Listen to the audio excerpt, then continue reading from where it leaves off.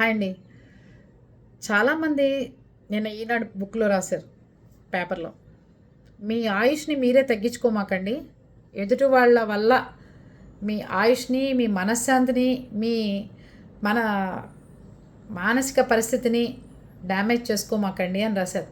ఏంటి అంటే స్నేహితుల వల్ల, బంధువుల వల్ల ఇబ్బంది పడుతుంటే మీరు ఎంత జాగ్రత్తగా ఉంటే అంత మీ ఆయుష్ పెరుగుతూ ఉంటుంది.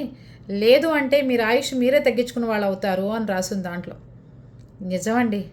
బంధువుల వల్ల మాత్రం ఖచ్చితం. స్నేహితుల వల్ల అంటే ఏదో 1, 2 సందర్భాలు జరిగుంటాయి గానీ, బంధువుల వల్ల మాత్రం మన ఆయుషు, మన మనశ్శాంతి ప్రతిదీ హరించేస్తారు. మనం మనశ్శాంతిగా ఉన్నాము అని తెలిస్తే చాలు. మనం ఆనందంగా ఉన్నాము అంటే చాలు. వాలిపోతారు గెద్దల్లాగా. అప్పుడు మనమేం చేయాలో తెలుసా? చచ్చినా ఊరుకోకూడదు. నేనైతే అదే చేస్తానండి. నాతో పెట్టుకోవాలి, హింసించాలి, ఇబ్బంది పెట్టాలి అనుకుంటే మాత్రం వాడి ఆయుష్ వాడే కరిగించుకునేటట్టుగా ఇబ్బంది పెడుతూనే ఉంటాను. టార్చర్ అట్లా ఉంటుంది మనతో పెట్టుకుంటే. అందుకే మీరు కూడా మీ ఆయుష్ను తగ్గించుకోవద్దు. మీ జోలికి వచ్చిన వాడికి ఎదుటివాడి ఆయుష్ తగ్గిపోవాలి. అర్థమైందా? ఎందుకు చెప్తున్నానంటే ఎక్కేసి చెప్పటం కాదు.